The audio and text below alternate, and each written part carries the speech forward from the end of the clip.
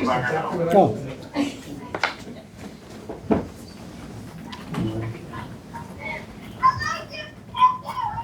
I can hear you, Chris. Hold on just a second.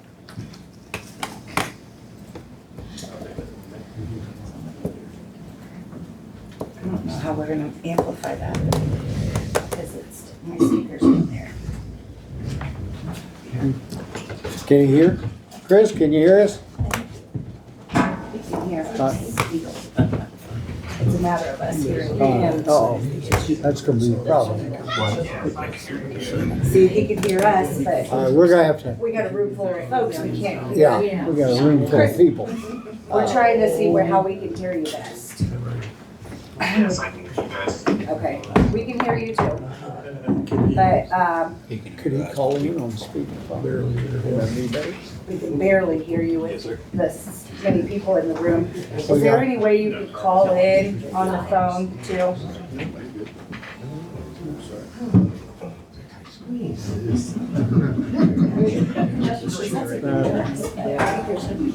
Thank God, too many people. He can call speaker on the. That's what I said. That's what I said about. I hate you guys do this. You getting the number?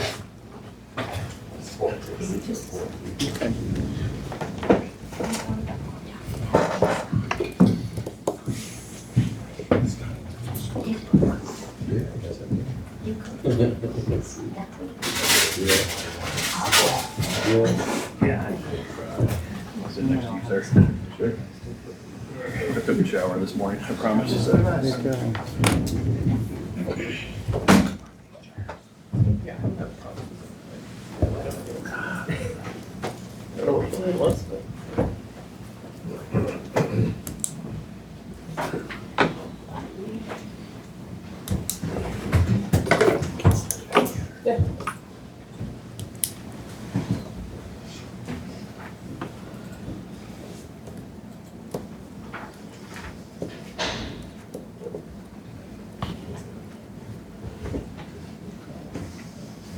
Have we got, You wanna let somebody have else? we got get anybody started? else that's got the test Just that, results?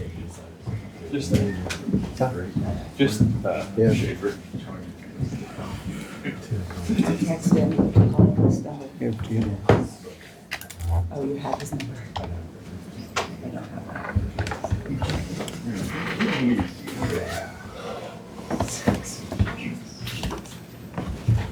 Can we do a three-way?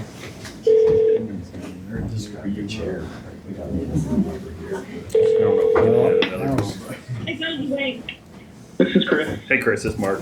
You're okay. Hey Mark. You're gonna be on speaker on the conference phone. So we can hear you loud. I'm trying to figure out if we can do a three-way to where we can add I've got him in here, I just can't John. hear him.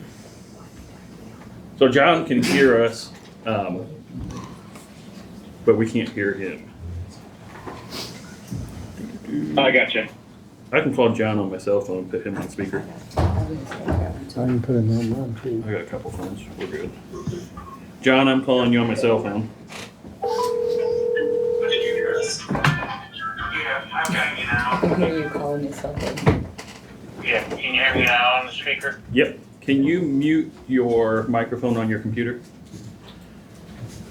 Sure. Or she's muting you. Okay, All right. so you're gonna stay on speaker. Is that all right with you, John? John. I'm sorry. Okay. All right. Okay. We're gonna leave you on the phone All right. so we can hear you better. Okay. Can you hear us all right, Chris? Are you still there? Yeah, I can hear you. Okay. I guess what we'll start off with is a test result, if you could, on going through some of that.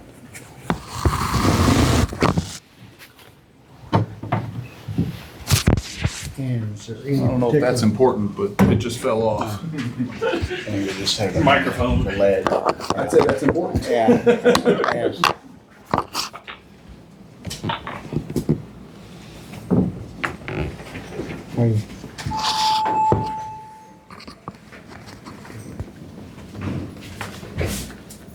You want to start with Chris? You want, yeah, let's go ahead and start with Chris. Okay. You know, start down through, or what do Yeah. you want it? Hey, Chris Chris. Schaefer.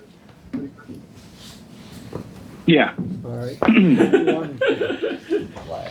Is there, you want to go over our results a little bit? Sure. Oh, you want me to go over the results? Yeah, if you don't mind. Yes.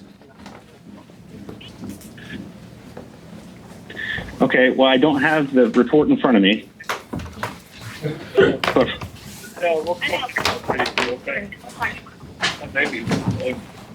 But from what I can remember, there were 2 detections of hexavalent chromium from soil samples, and there were 6 detections of hexavalent chromium from water samples collected from 3 different sources. The soil samples, I believe one was collected at an intersection of 601 and K, if I'm not mistaken. Correct. And the other detection was from Davis School. I want to say the track. It was the track. And then there were 6 total water samples that had detections of hexavalent chromium. 2 from Montrose Lake, filtered and unfiltered. 2 from Deepwater Creek, filtered and unfiltered. And 2 from Truman Lake, near an intake for a rural water district, both filtered and unfiltered. I don't remember the exact concentrations from memory, but those are the detections that I feel like stood out in this report. Then there was also detections of arsenic. However, it was within the background ranges for the county.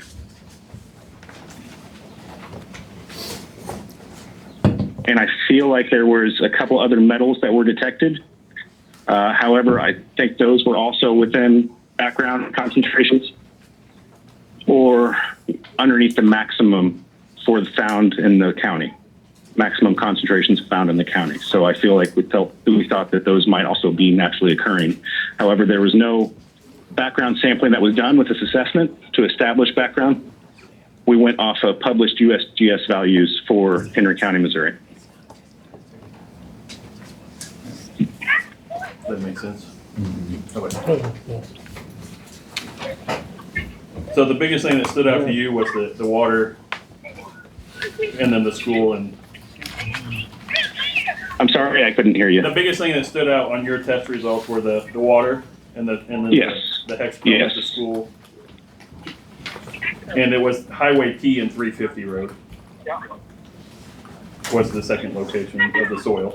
Okay.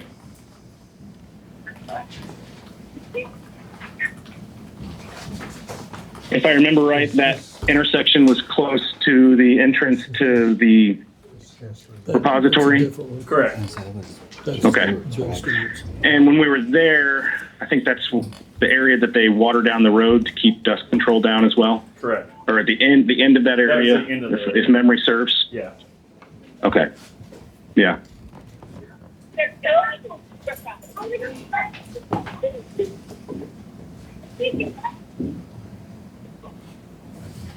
Dude, That was at the 601 and T, is that what you said?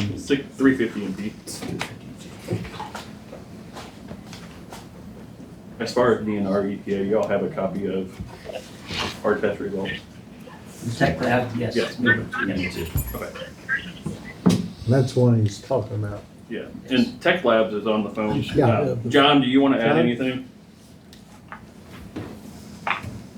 No, not at this time. Okay. If you have questions, Anybody have questions about from Tech Labs? There are, they're the ones that did our sampling, or did the laboratory part. So the results that we have note that they're preliminary. Do they know if they're determined to be final yet or not? I have the finals here. These are, yeah. So okay, so Yeah. they'll, and I'm assuming there's no changes from the preliminary report to the finals? If there, it's very minimum, so, Okay. Because that's just the copy that we have, is just the preliminary data. yeah. So I just want to confirm that. There's some way we could all get a copy. So we, It's posted It's online, online. public. it's posted Is online. it? Okay. I don't have a phone, I don't have a printer, I mean, there's some of us that aren't. Can somebody explain the difference between RSLs and the EPA national standards of .1 on hexavalent? Big difference. The water samples were .0001 or .0001. Oh, The national EPA standard for drinking water is .1. oh, they are. So is there a reason for alarm, or are we looking at apples and oranges here? We're getting to that point. So from that standpoint, did you all bring somebody from that can explain the RSLs? Are you wanting them? I mean, we can do our best. Drinking water, I don't know that I know those. I know that generally, I don't know the numbers, but I can tell you in part how they go about those calculations. I mean, there's folks, I don't know if you guys have any. The RSLs are reported in milligrams per liter also.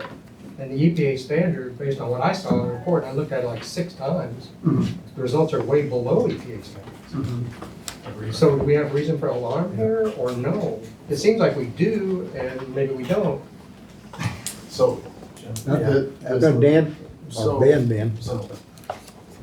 the water drinking standards are, if it's above that, it has to be dealt with and treated. The RSLs are for, if it's within a range, it has to be reported to the public, so the public is aware that it's there. Is that a good enough clarification? I don't know. I don't Yeah, know. that's what it means. I think in part I think that's right, and they come down to how somebody, the type of, sorry, my name's Jonathan Garut, I'm with the State Health Department. Okay. They come down to starting with how would somebody be exposed to a chemical, whatever that chemical is, right? And so I guess the first thing I'd say with regards to those samples of the 6 water samples from Montrose, Truman, and Deepwater, not familiar with that creek, is what they're being compared to is a drinking water standard, and those standards are set. There's different standards set for different purposes, just like you said, right? There's different standards set for different purposes, and those are all set for drinking water purposes. And what you're taking there is a sample before it's meant to be drunk. So it is a little bit apples and oranges.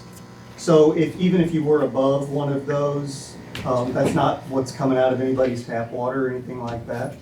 And so from that standpoint, it's fine to use those as like a comparison value to screen out, but it's really not what you'd want to make a determination of, is this a health concern or not a health concern? Can I ask a question? And actually, this, you can answer, Ben, you can. On your test results that you sent out, your drinking water results were 0.0026. That's what your results say. Exactly. The screening level is 0.0001.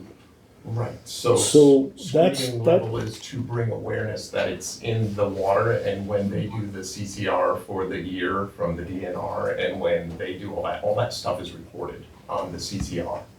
But it's still in the water. The consumer confidence report, I apologize. So, but what you're telling me is it's in the water. So my question. There are levels of that metal in the water. Okay, but my question is, what does the water department do to remove those levels? Okay. Because if it's, bottom line, it shouldn't be there at all. I mean, I keep hearing people say, oh, this is a natural thing, so I did a little bit of research on it. To find hexavalent chromium in nature is like rare. It is a man-made product. If you find it in nature, it was because something happened and that's how it got there.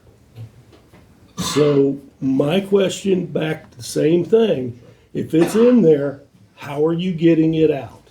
Or are we not getting it out and we're just saying, well, it's below this level? Because that's like me saying, you know, I'm a fat guy, I eat a lot of candy, and I mean, I could die from diabetes, but sooner or later it's going to get to that point. So my concern, and obviously a lot of people's concern, is the water. That's probably one of the biggest things because everybody's having to drink it. So for me, I don't know, like we talk. You talk about water to me, you're miles above me. I don't care about the minutia of it. My question is, how are we getting rid of it so that it's safe for people to drink? Not just a little bit in it, how are we getting it out? So to put the, Who are you? so I work for the Henry County Water Company. Okay. So maximum contaminant level that you see, the MCL, the 0.1 parts per million. Right. That's set by the EPA, because if you were to take a steady drink from this water for your lifetime, it wouldn't build up enough to cause problems. If you're above that, that's when you start to show health concerns. Okay. But the water that we're seeing out of the lake is 0.01 parts per million. I think that's what my test shows, or less than that. So it is 1,000 times less than the maximum contaminant limit. So you could drink that water as much as you wanted to, and it would show no health concerns towards you because of that. So That's why that limit is set. okay, That's straight out of the lake. That's I out of would, Truman Lake, out of the intake, yeah. yeah, and I'll take that as face value. My question is, if we've got an issue of it leaching into the water, Sure. that means you're gonna get more of it in there. At what point, does that mean the water department, DNR, EPA, is somebody gonna be checking this to make sure that it doesn't continue to get higher levels?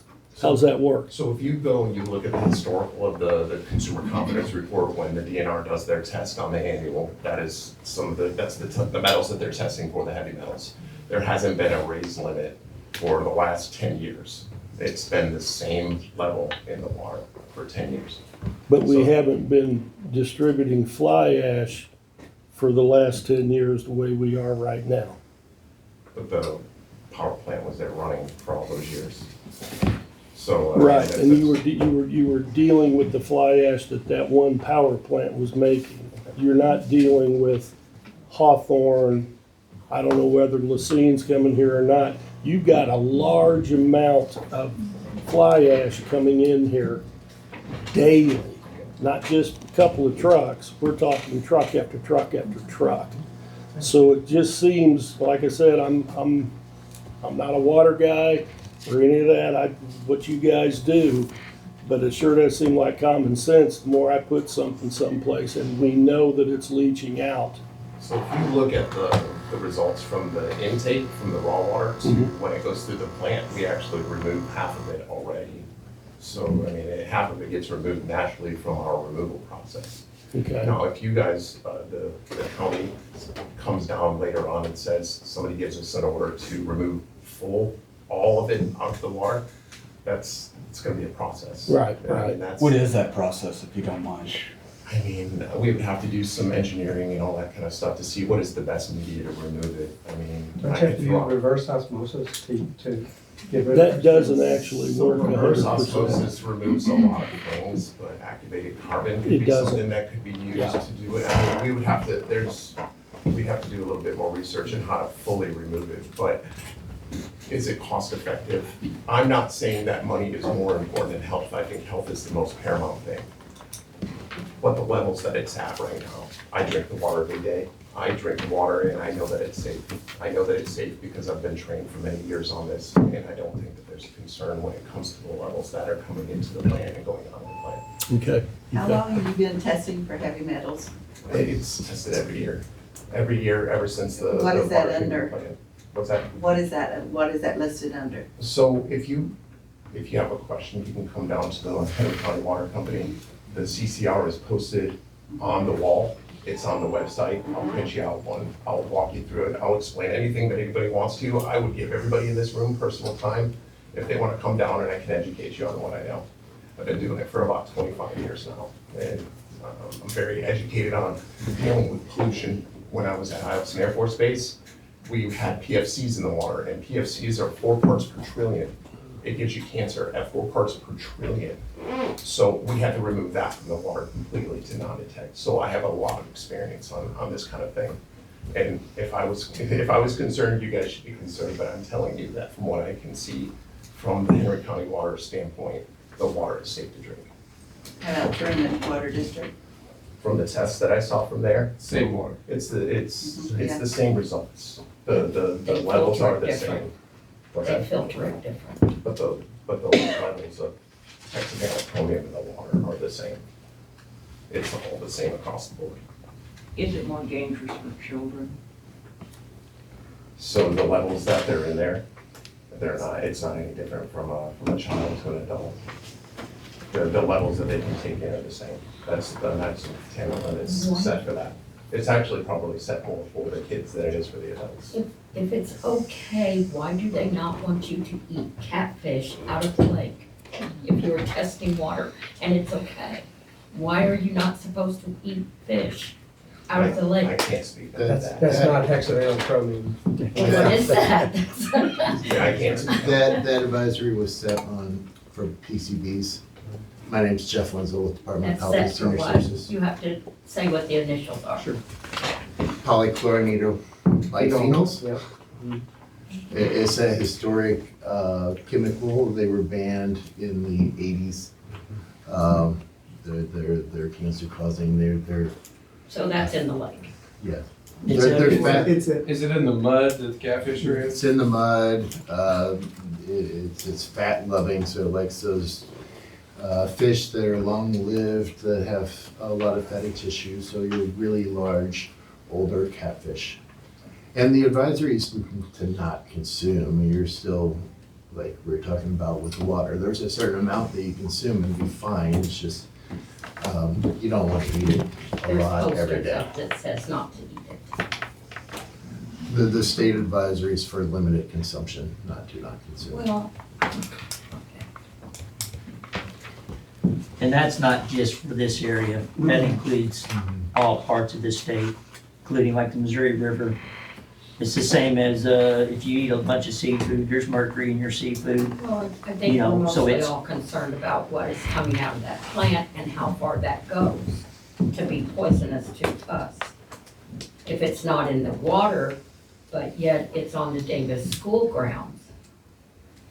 I mean, this is what we're concerned about. I had a well 3 miles from there, so was it in my well? And these are the questions. He's saying it's not in the water, but is it in the lake? Is it in the earth? If we had a garden, did it come up in our vegetables? These are questions.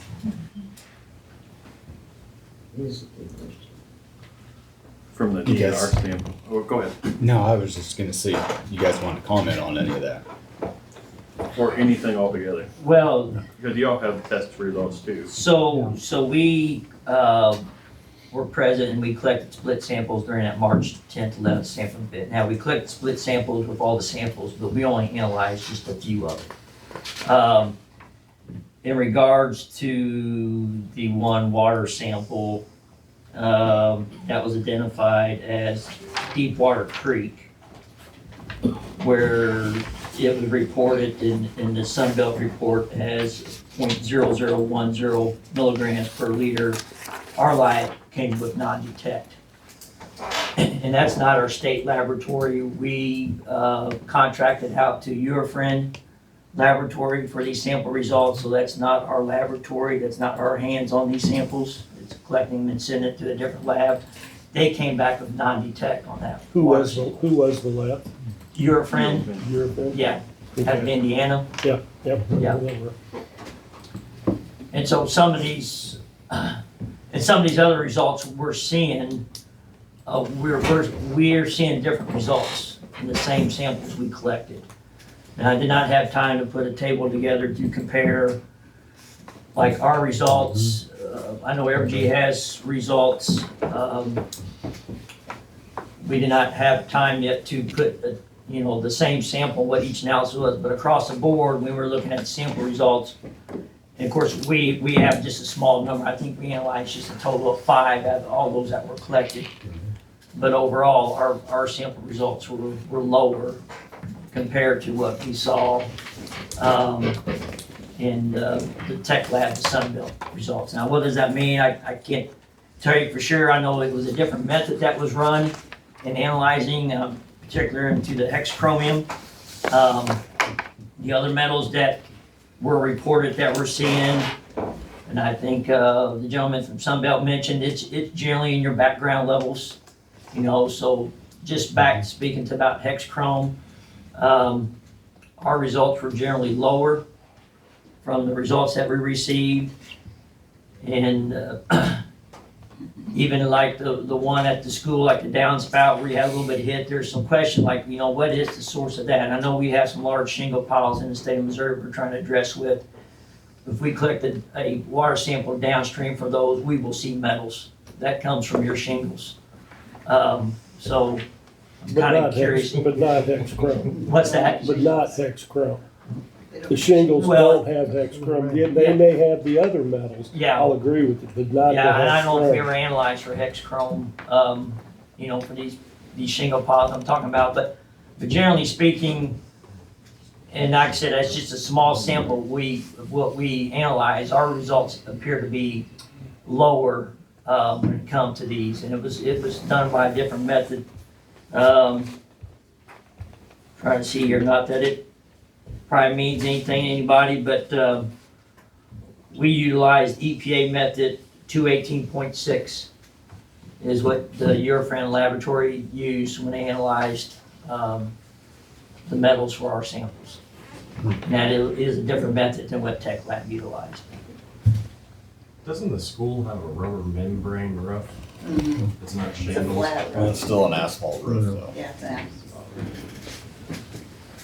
But yeah, so that's, I mean, in regards to a summary of the sample results, you know, like I said, I was kind of looking through here. You know, and basically we come with more questions and answers just looking at the results, comparing to what we saw and what's been provided. And up to this point, we just had the preliminary results from Tech Lab. You know, and typically, you know, we don't really look close to the data until we know it's final data. I'll try to answer any question in regards to that, but that's just, now our report and our sample results is posted on our website. We do have a page set up for this matter where we post really any information we receive that's available to the public, and our sampling report and our results from this event is on that website.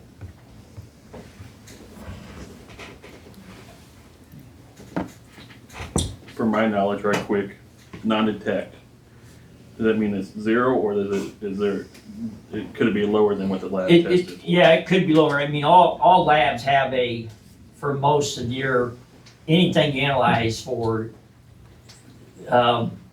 0 is not the level they can get to. There's just a certain limit.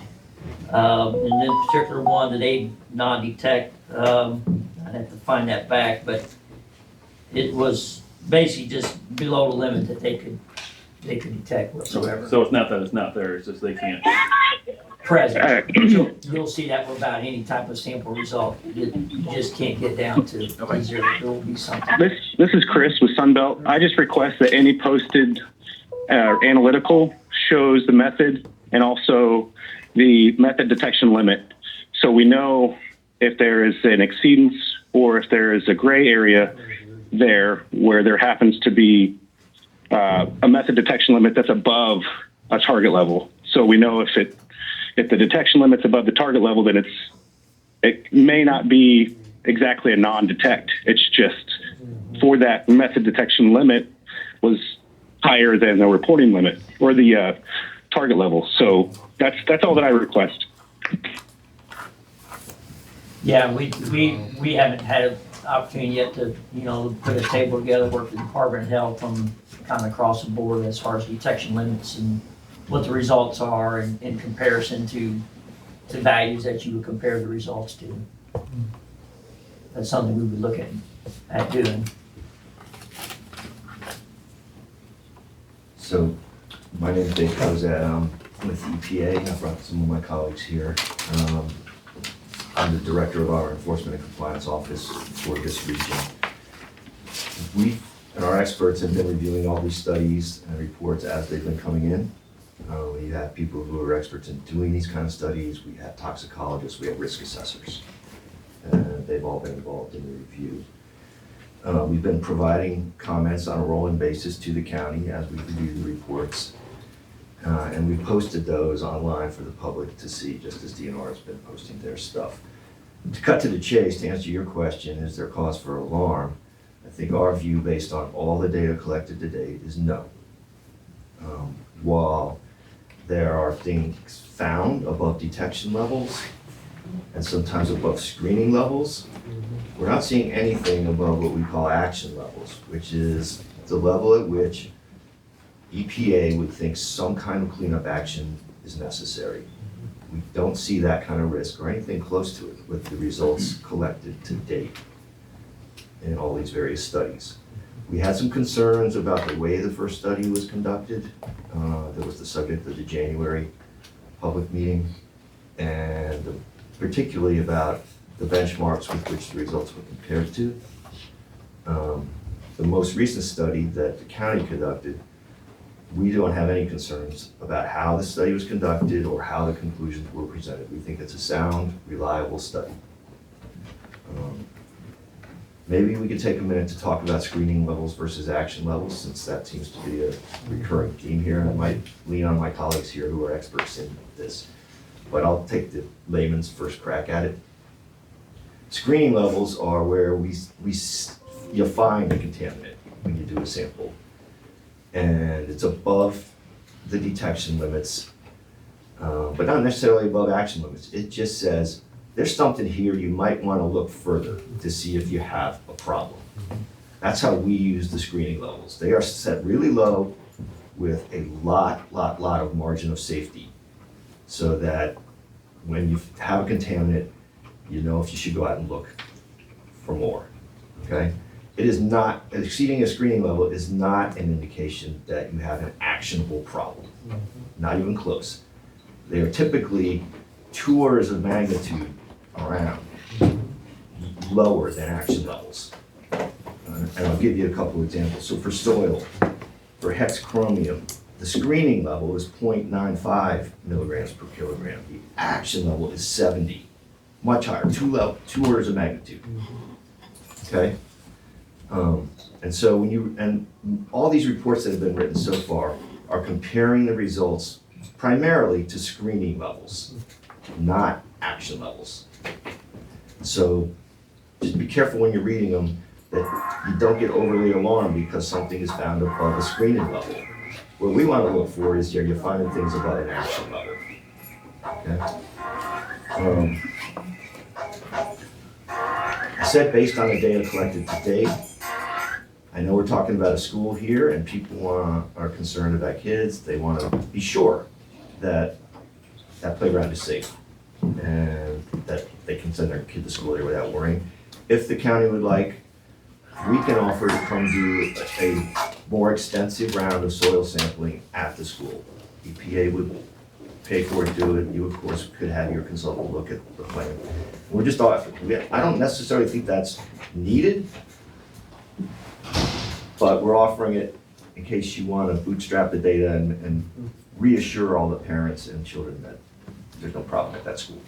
I have 2 grandsons going to Davis. Would you send your grandchildren there? That's a very good question. And so we had a meeting the other day when we were reviewing these samples, and I asked everybody in that room, everybody who's a parent here, would you send your kid? And the room was split.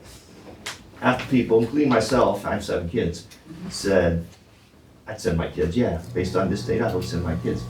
But a couple people said, I want more data. That's been. The school is kind of in limbo right now. They don't know what to do. So I'm going to ask my colleagues here if they have anything to add. No, I think you did a great job, Dave. So you can think of screening levels as looking for something, and you can think of action levels as at what point do we need to clean it up put some treatment on the water system or whatever is needed to get below that action level. I think of screening levels as like a flashing yellow light. Yeah.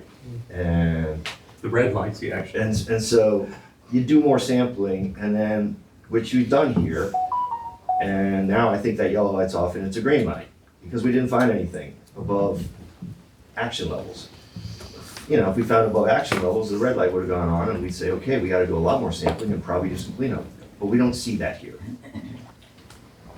So I guess my question would be then, we're still back to the same thing. If we have got a heavy metal that shouldn't be anywhere, no matter what the limit is, at what point do we try to do something with it? Do we wait till it gets to the action level and then I mean, that's kind of like, instead of getting out in front of something, let's fix the problem after it's happened. And if like I told you, both of you guys, well, I don't know if I talked to you, if you continue to bring this here, that number's not gonna go down. If anything, it's gonna go up. So it's like, you know, we'll let it ride until it gets serious, and when it gets serious, we're gonna do something with it. That, to me, does not make good sense. Well, this is why, with respect to the drinking water at least, we do require regular sampling at every drinking water system all across the country, because we want to know if the levels are changing. And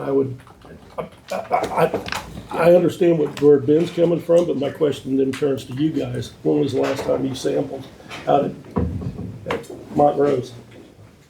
When was the last time you guys ran any kind of a sampling out there? And I'll answer for you, because you didn't until there was an issue. So this is where I'm coming from. This playing behind the 8-ball stuff, somehow we have a problem of working from behind. How about if we get out in front of the issue and stop it before it ever gets there? And that, honestly, that's gonna come down to Evergy. I mean, you guys, in the meeting, Chuck, I asked you to stop, and you guys told me it wasn't feasible because business. And I trust me, I get that. I totally get that. But at what point do you put business over people's health or the issue of something happening? If we're not there, we're going to be there at some given point. Is that when we deal with it, or do we stop now? Well, so that's a great question. I appreciate you. I think that's a great conversation point. So it's not business, right? So it's not us saying, gosh, you know, it's expedient for business to do this. It's that 50% of our power comes from coal plants. That coal ash has to be disposed somewhere. We've had a coal facility here disposing of ash here for 50 years, and we've never seen anything, even today, close to the action levels. So if we stop using this facility, then wherever the rest of our facilities are, and there may be some detect over screening levels, there may be no detects, but nothing near action levels. I said, well, you can't do it here either. All of a sudden, 50% of our electricity goes away. So it's not Evergy saying, gosh, we don't, you know, this is expedient for business. This is us saying we have to produce that, you know, electricity. We have to put it somewhere, and there has been a facility here for 50 years, whereas you've heard from multiple folks, we're not even close to an action level. We're orders of magnitude away. So I just wanted to clarify that, because to simplify it and say, well, it's just business, that's not really what it is. It's y'all like lights, and so does everybody else. We got to do it somewhere. So that's the first thing. Second thing, if I were here and we got these results, I'd be asking the same questions that you are. I've learned a lot about this as not an expert, as one of the lay people in the room over the last 2 or 3 months as we've been talking about this issue. And everything that we talk about internally is, would you want, just the same question you asked, would you want this in your backyard? Would you be okay with it? So a couple things to your point about operations there. First of all, I think you're right. We don't want to fix a problem after it happens. So as long as we're operating there, I think one of the things that we want to talk about is what additional measurements, what additional testing, we would like to understand as we operate that. Are there some things we can do? And we've listened to EPA and MDNR and to address the concerns that have been put out in the community. Are there additional things you'd like to see done in testing from a more periodic perspective? So that's the first thing. So that if we start to see an increase in something, we catch it early and can start talking about, if there's something going on, potentially remediating it. Or if there's something that is clearly causing a problem in soil or water, then I think, you have to question whether you continue to operate the landfill there. But we haven't seen that so far. And we've got 50, 60 years of operation doing this out there. The second thing I would say is we would like to convene with your permission and include Sunbelt and include Tech Labs, but we'd like to get together with EPA, MDNR, the local water district, and we'd like to get all the experts in the room to really pour over these results.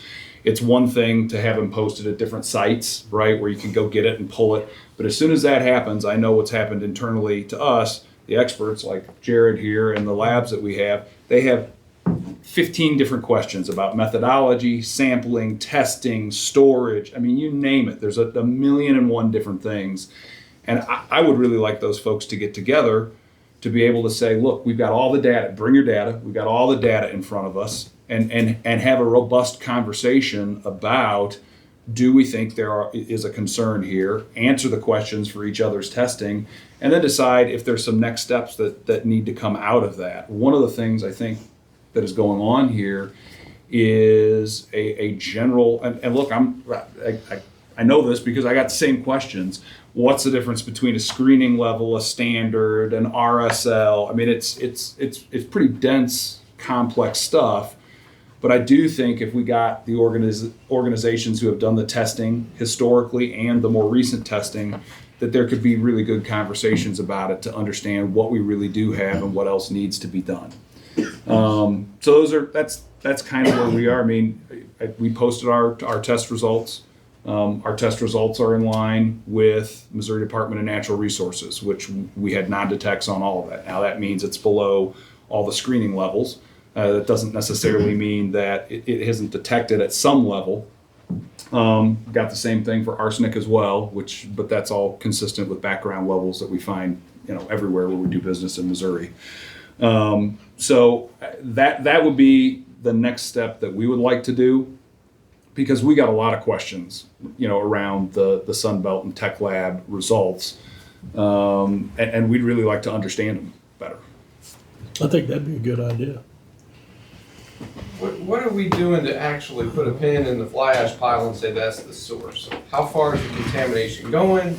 Can we actually say it's coming from a central location? Because everybody points to all kinds of alternatives to the fly ash. I'm in the camp that it's probably the fly ash. Yep. But nobody knows how far we even have any of this stuff. Because we keep testing the same sites. Everything's mostly inside a 3 mile. It's not even in a radius of the fly ash. It's almost all to the northeast. We've got it as far out as Ballard. I will tell you that. Well, so one of the things, so here's an example of one of the questions we like to ask. We took the fairly unprecedented step of allowing anybody who wanted to test the fly ash to go ahead and scoop up the fly ash, put it in a container and test it. One of the things, I haven't seen one set of testing results yet that shows levels of hexavalent chromium in the fly ash at the levels that are detected elsewhere. And it doesn't make sense that you would find much, much, much lower levels of hexavalent chromium in the fly ash and then find miles and miles away higher concentrations and have that be the source. So that is one of the things, and I said that in the very first meeting that we had with some close to 800 people, which is one of the things that we have to do is find out, is there an issue? So far, what I've heard EPA, MDNR, water, us all say is that there is not all the testing that's been done, shows it's not even near an action level.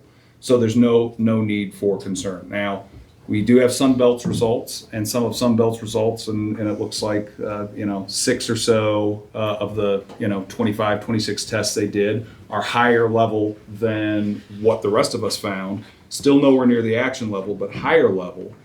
We haven't heard, there's no indication in their report that it exceeds risk levels or action levels. And in fact, in the very first statement in the letter that they say is this is not a risk assessment or an action, this is just over the screening levels in these areas. So again, we'd like to understand what the combined entities, taking all this information, is there a consensus on this? And then the second thing that we remain interested in is if there are higher concentration levels at the Davis School District or in other places, we'd really like to understand where it's coming from, because again, the hexavalent chromium levels found in our ash directly, so the highest concentration it could be is lower than everywhere else that you're finding it. And so again, it's not intuitive at all that would be the source. And again, if I were here, notwithstanding the fact that it's not near the action level, I'd actually want to know where it's coming from. And look, 50% of our fly ash goes to, not from this facility, but goes to cement manufacturers. So you sample near a road, it's not surprising to me that you're going to find hexavalent chromium. You'll find hexavalent chromium in the roads in Kansas City, in the roads in Sedalia, anywhere where there is cement. It's used in treating all sorts of wood. So, if you've got wood around a playground, maybe that wood needs to be tested. All I'm saying is that I would want, I get it, you're gonna laugh because there's a big coal plant, ash pile out there, but it's been there for 50 years and we haven't gotten near an action level. It has started just coming in, and didn't you guys buy it from KCP&L after a guy who got cancer from working at the Montrose plant sued them for millions of dollars? KCP&L. And you are KCP&L, so you just bought KCP&L out and changed it No, into it's the same company. It's the same Who's the company, guy just that a did that? new name. What do Who's you the mean? guy that sued you before you came out with the Evergy? I know there was a lawsuit at one time at Montrose. Was it chemical induced? No, I believe that was an asbestos lawsuit, but I'd have to check. Okay. Yeah, I think it was a Okay. mesothelioma case. But Okay. Well, That's what I was concerned about. I've got a question. When you say that we tested, we took the ash, we took a scoop of it, and it's found in lower levels in that sample. Well, that would be the case, because if you take a scoop of it off the top, it's gonna be in the lower If you levels. go when straight it- to the source, it should be ridiculously higher levels. Well, wouldn't it, over time, doesn't it, from rain, water, it can, like, all the Compared metals compared gets. to something that blew 5 miles away, the pile should be radioactive, basically. yeah, I mean, we pulled the stuff on the top is the most recent stuff. I mean, it's the stuff that would have the most chemicals in it before impoundment. So it doesn't make sense that it would be lower there and higher somewhere else. Isn't there a test?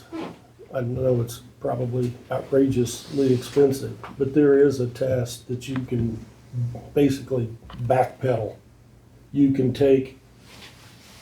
do, I don't know, DNA, whatever you want to call it, whatever the term, but you can actually Oh, to find- match, so Yeah. a forensic test to say, is it the same kind of hex chrome Right. you're finding here versus Yeah. somewhere else? That I don't know, Jared, can that be done? I heard from a couple of different Yeah, people so that you can try to identify sources that way. Is it 100% reliable, and can you do it? Is it that simple? No. There are ways to look into that though, but I can't tell you exactly. But I know you can look into them. But you keep on saying that you've been doing this for 50 years. How long are you gonna do it? I mean, wouldn't it be better you do it here for a little while when the levels aren't too high, and then you do it somewhere else so that you're not condensing, putting everything in one area for, 1,000 years? Well, yeah, well, we're not. I mean, we've got, there are 5 or 6 coal plants that are operational today, and 2 or 3 are in Kansas, 2 or 3 are in Missouri. By how long can you do it here? Well, I mean, Do you just do it until the levels are so high, you're like, oh shit, we better but move? there's not growing levels. That's the point. We've been operating here with constituents that at some level could contain hexavalent chromium, and it's not growing and it's not getting to an action level. But one of the things that you heard me say was if we continue operations here, maybe there's some regimen of testing that would give more confidence that it's not growing, and we're happy to look at that and discuss that with MDNR and EPA and the water company and all that kind of stuff. So Chuck, you said if we continue, is there talks that you are gonna stop? Well, so, I mean, look, we are in the middle of an interesting time for energy generally. We're in the middle of a current administration that is, supportive of coal-produced energy. And, but if the other administration had continued on, they wanted, everything shut down basically by 2035. So when you look at an asset like a coal plant, it generally operates from somewhere between 50 and 70 years, right? The Montrose facility operated around 50 years. During that time, we stored ash there. We are continuing to store ash there, even though the facility itself now is down. But over that time period, there's been continuously stored ash there. And if there was a problem over the 50 to 60 year time period, you would see levels go up to that actionable level.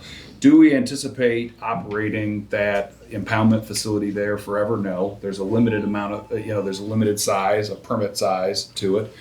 And we are, frankly, always looking for better alternatives, whether it is, can we sell this particular coal ash, whether there is another, facility that would be better suited. What I don't want to do, and I respect, if I were Commissioner Larson, I'd ask this every single time. So I totally respect that. But what we can't just do is say, we can just shut this down tomorrow. That's an easy thing because, better be safe than sorry. If we saw something that even approached actionable levels, then that would be a consideration. We're not even close to that. We're orders of magnitude different than that. If we could pinpoint that the ash, or not the ash, but the hexavalent chromium was indeed at Davis School, and that was, we could say with any certainty that was coming from there, we'd take a look at the practice and take a look at the operations. Right now, though, what we've got is a very known entity that's very visible and operational today in the community, and that's what everybody is focused on. And I understand that. I completely get it. But if you look at this area, there are strip mines we haven't tested all the way around here. There was an ammunition or gunpowder manufactory around here that we haven't looked at. There are multiple reclamation areas where you stir up dirt in places that, and start to reclaim that causes dust and a whole bunch of other stuff. Look, in today's world, as soon as somebody like me says that, they say, we're trying to pass the buck. I'm not trying to pass the buck. I'm here, I keep coming back, I'm gonna keep coming back. But all the testing that we have isn't close to actionable level. And we've got historical tests going back a long time. We've got, the amount of testing we've done just in the last couple of months is significant. I think the next step for us is we really want to understand Tech Lab and Sunbelt's results. I am very pleased to hear that I think it was EPA said they're satisfied with those results, having reviewed them in depth. That gives us some confidence. We have a variety of questions we'd like to ask. And I think having all of those entities together, representatives of the county, representatives of the federal government, representatives of the state, us, I'd like to get together and get all the results together and say, is there a consensus here? I think outside of Sunbelt and Tech Labs, there is a consensus, but these are the county's results. This is the testing that was done, and I think we ought to take a good hard look at it. So you go through through everything. You guys gonna have a big meeting for everybody to come to hear? Be happy to, from my perspective. So how long will this take? Well, we had been in respect of the county's process and not wanting to kind of taint the transparency here. We have specifically not been talking to Sunbelt and to Tech Labs. Commissioner Commissioner Larson and I had a question, let's get the results, and then we can talk about next steps. I mean, we'd be happy, I think we set this meeting Thursday last week. Yeah, pretty fast. So we're here. I mean, we you know, as soon as they could get together and EPA and MDNR, water company could get together, we could do it remotely. We could all get in one big room. It doesn't make any difference, but we are going to work as quickly as everybody else's schedules and ability will do it. This is, again, we got, you know, we don't have one, we don't have 10. We got a couple hundred folks that are our people drinking the water down here, living here. We had 2 guys that are friends of mine live on Deepwater Creek. So you know, this is not something that we take lightly. Question. You tested the water, you tested the soil. Have you tested the fish, say in Deepwater Creek? Anybody tested the fish, whether they should be eaten? No, there's a sign posted at Montrose Lake not to eat the catfish. The question is, have they tested like the crappie and the catfish? Crappie don't Yeah, live they long tested enough. them. Fish, I work for the conservation, I was a fisheries biologist for 25 years. Fish don't typically bioaccumulate these kind of things. They bioaccumulate chlordane and PCBs. That's the big 2 that have been the problem over the last 2 decades. I don't know if they can uptake hexchromium. I doubt it. In their fish flesh, I really doubt it. But it would be great to have them tested, because there's tons of people that, not just residents of Everett County. No, I've got grandkids that they like to eat crappie. I like to eat crappie, but I don't feel comfortable in taking them fishing and catching fish out of, maybe eat a German lake, but leaves them out Deepwater Creek. And if you're conservation, you should be very concerned of the wildlife down there. That is conservation. Crappie don't live more than Well, 5 years in the wild. They no, don't but there's bioaccumulate that there's quickly. ducks, there's eagles, I'm talking conservation. All of the wildlife down there. So the answer is they haven't been tested. Right. They Not have, been tested. they have, maybe not super recently. Have you talked to MDNR or MDC people about? Yeah, we worked with MDC and tested Montrose about 10 years ago. We've tested Sherman Lake. Nothing recent, and like he was saying, we test for PCBs and mercury are the primary concerns around this area. These metals wouldn't bioaccumulate, and the fish tissue wouldn't be something that we would expect. Be great to test them just to be sure. I have a question for Evergy. Are you impounding more fly ash right now than you were when Montrose was operational, or is it about the same? It's roughly equivalent. The big difference would be obviously that it's trucked in versus disposed on site.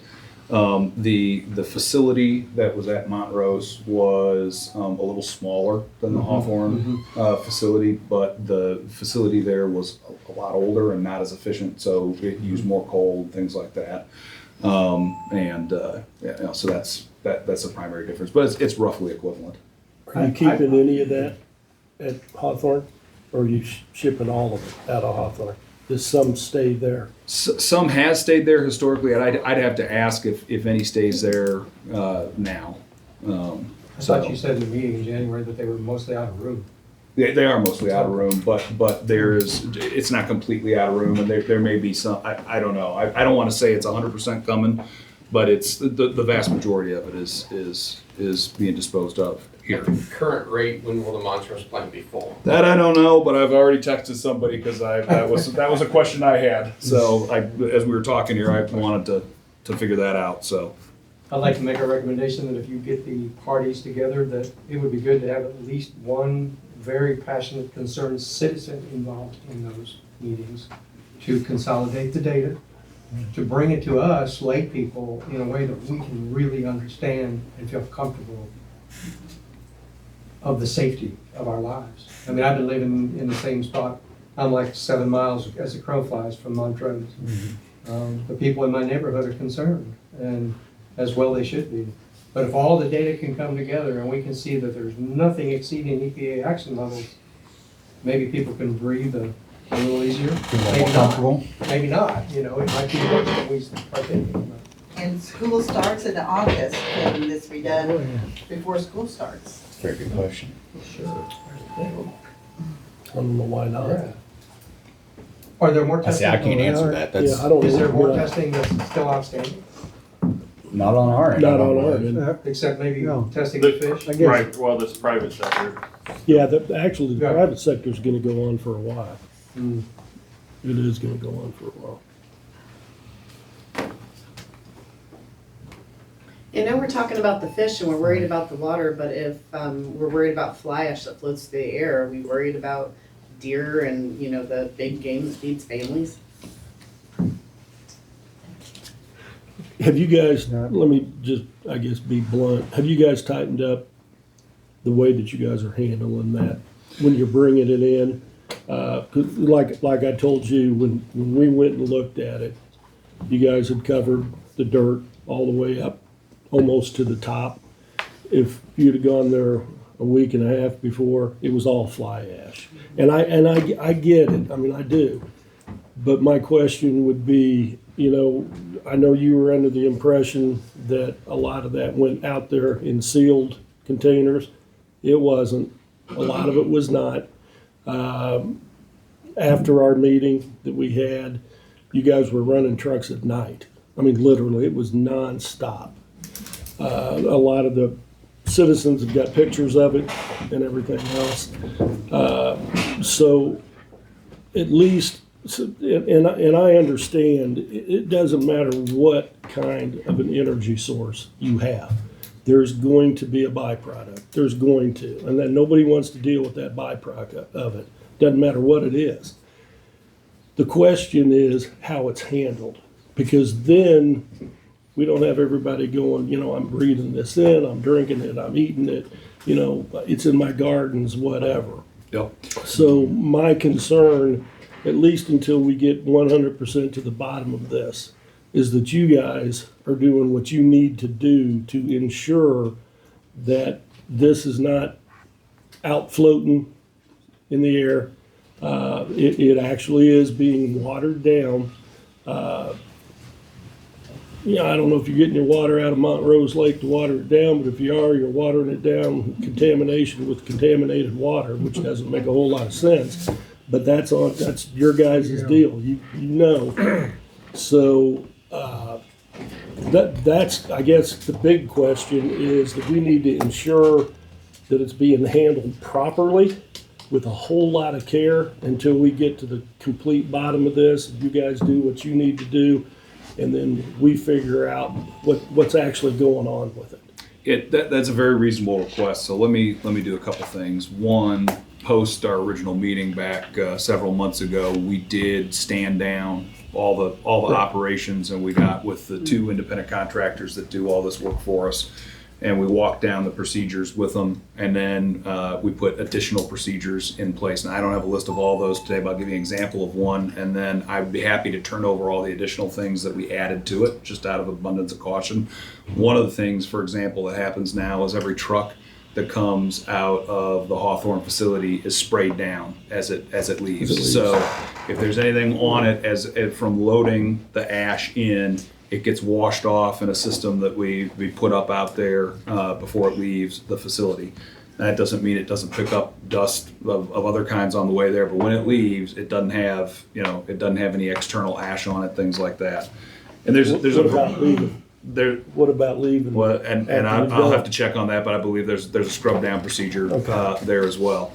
Having said all that, I'd be happy to get a list of the additional things that we started to do out of abundance of caution, and turn that over. The other thing is that we've got somebody from our company that's out there now supervising it coming in and coming out. Before the contractors had access to the facility, they would come in and they would do it. Now we've got our own personnel out there that I can pick up the phone and call and understand from a chain of command what's going on that is supervising that. And so, but I understand the request. It's a reasonable request. I'll let you know what we're doing. And then, if there are other concerns or things that people are seeing, we'd like to address them head on and understand them. So. How much gravel do y'all go on? to haul after you get off the highway? How many miles? I don't know. I guess what that's, another big thing was dust.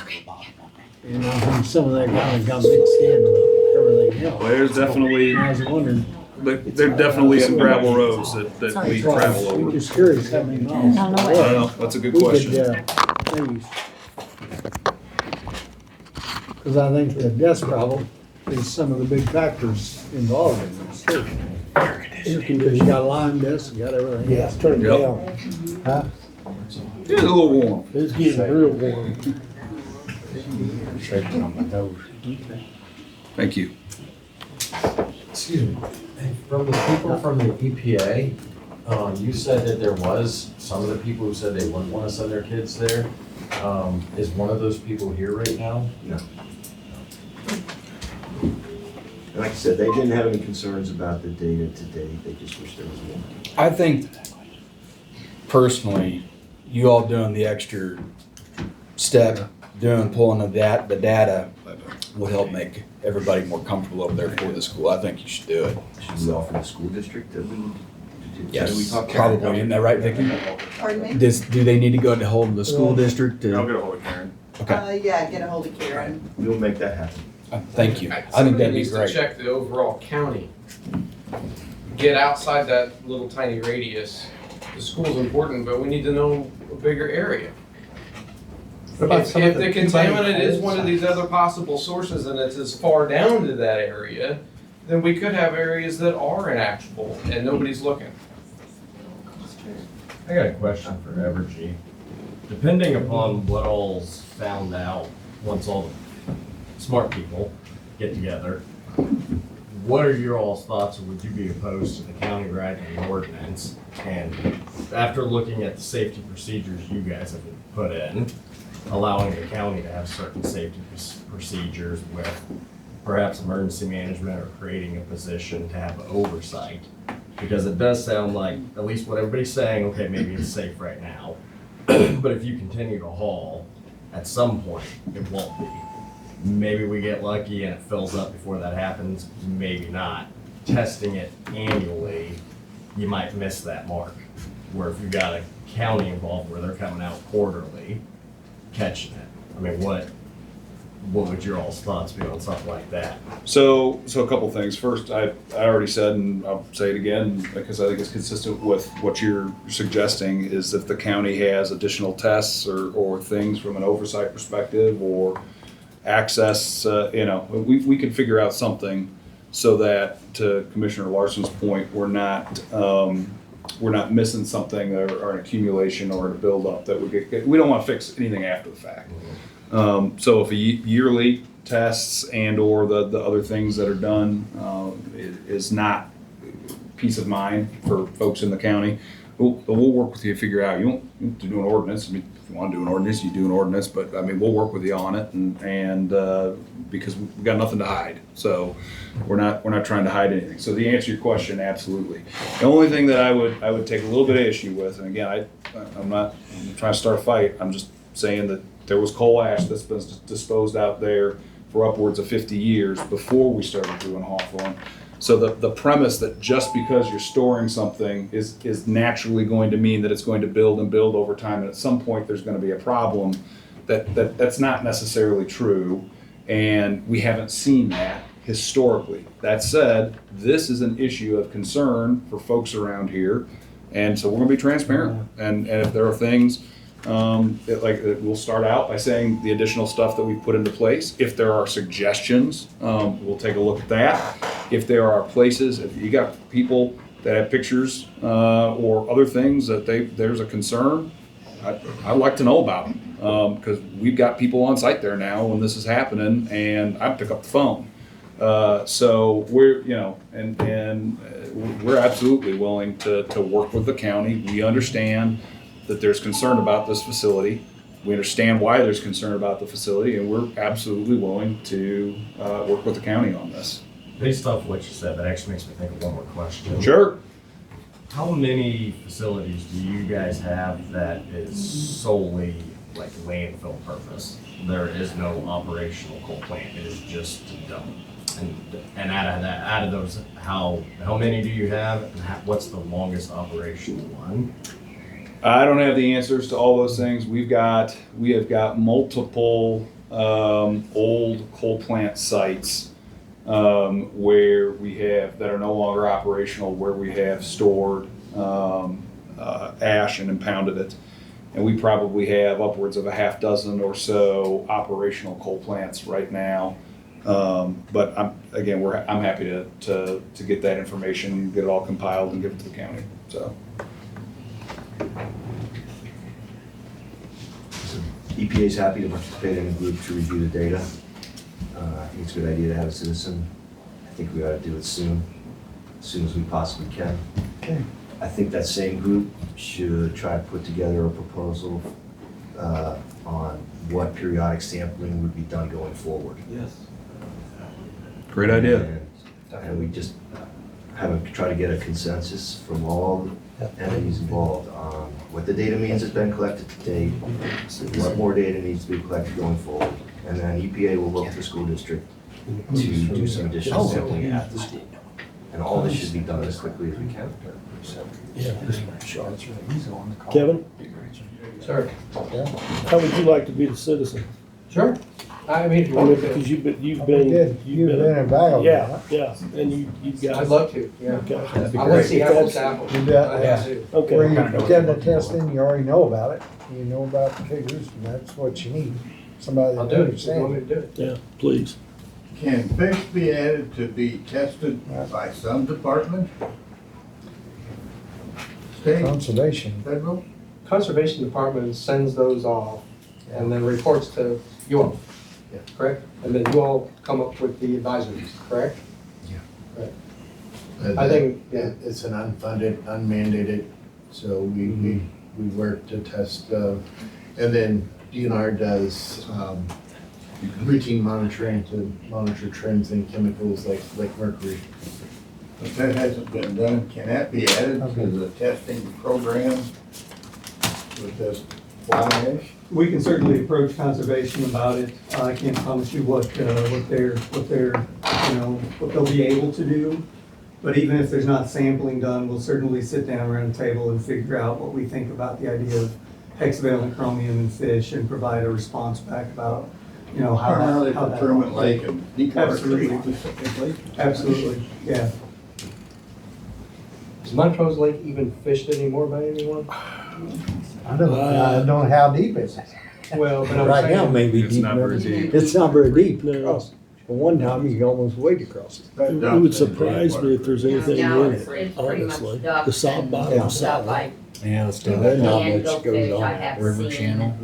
There's small probably boats something in in there, mostly When the during water's deer, or Yeah. duck season.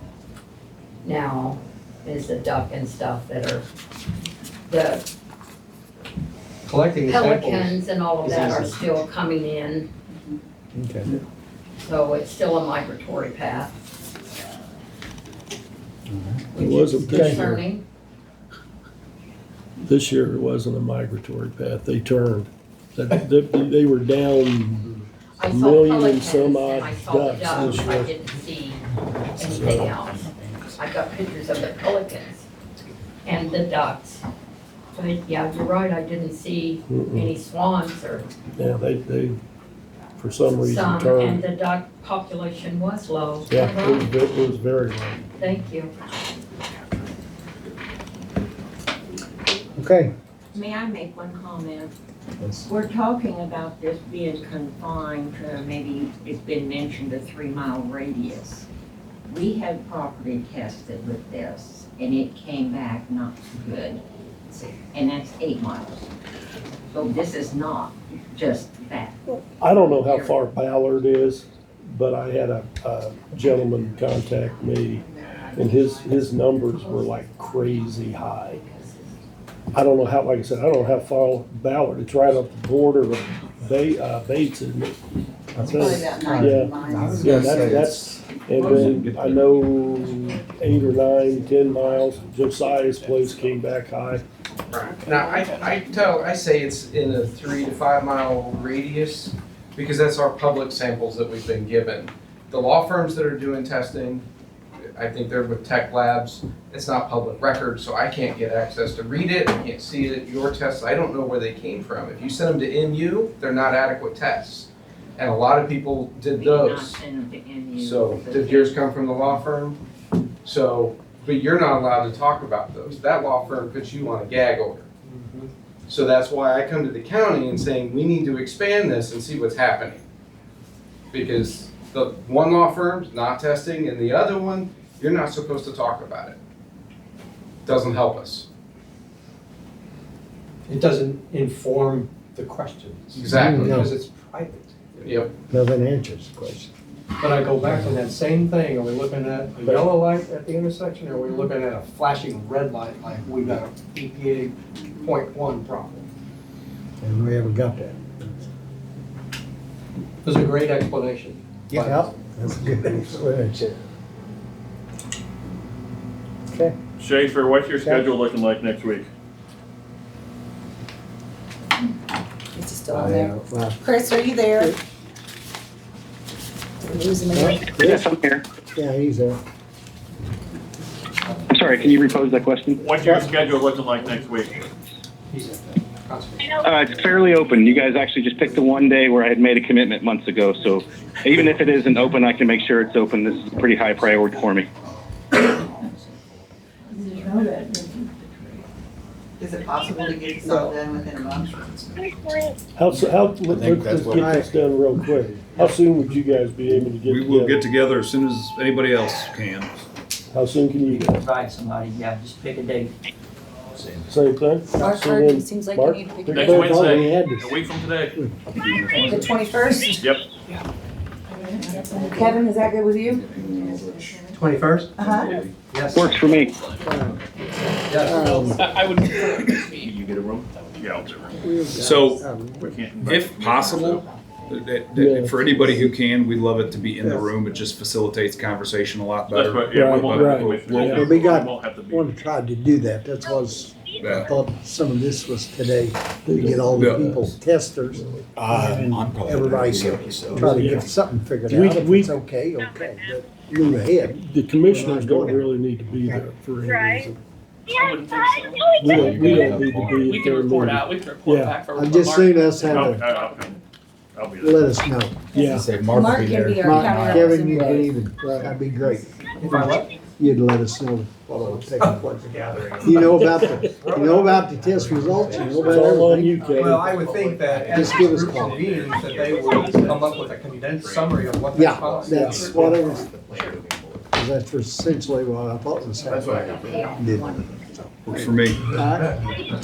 So Mark, you will send out the meeting invitation. Yep. John, Tech Lab. Are you still listening? Yeah, you probably should see. I lost him too. He jetted on me. See, so- I say just get a hold of them, and y'all get your times Yeah. and your day figured out. I don't care anything. Oh, yeah. Thank you. Yep. So, next Wednesday, we'll shoot same time. I got a room. I wonder where the trucks are going. Is that in the basement? Yep, in the basement. We're gonna be in the basement this time. They had to draw a map for me Downstairs, I have, very bottom of the courthouse, and Just the go EMS down. room. Yeah. I have a question. Where are the Next trucks Wednesday, going now? 10. I live on K Highway, and for 4 weeks, they had not been by our house. Up to then, they've been going looking split like the bus on fire. The plant's been down in the spring outage, so there haven't been trucks for a while because it's been down in an outage. So, This is going on the 4th week, and they haven't seen a truck drive. yeah, I mean, outages take between a month and 3 months sometimes, and it's usually done February, March, April, before the summer heat gets here. And Hawthorne is down right now, it's not running, so. And that's good, I'm glad we had rest. Okay, I guess, is that it? Anybody else? Anybody got any questions? Anybody or- else? Emotional outburst. We've been talking about. Just to confirm, we're reconvening again next Wednesday. Next Wednesday, 10 a.m. Next Wednesday, 10 a.m. I'll be there. Are you coming in person? Yes, I'll be there in person. All right. John got off the phone, so I don't know if you want to get a hold of him. I'll reach out to John. Okay. I guess not. Okay, Well, thank you. thank you all for everybody, coming. Thank you, guys. Showing up. Thank you very much. Appreciate everyone's time. Thank you. Thanks, Commissioners. Appreciate it. Something every day of my life. Isn't that the goal? I'm Kelly. Hi, Kelly. I'm the county clerk. Hey, nice to meet you, Jay Bradley, Southside Commissioner. Jay, sir. So, I got a question for you. we got billed, I know there was. The concern is the fly ash that's from the holiday, with it being the same issue, the entire routes they are. Is that something that you guys could do directly? That's what If I give this to you? I didn't want to bring that up. I'm your Huckleberry. I will get this paid.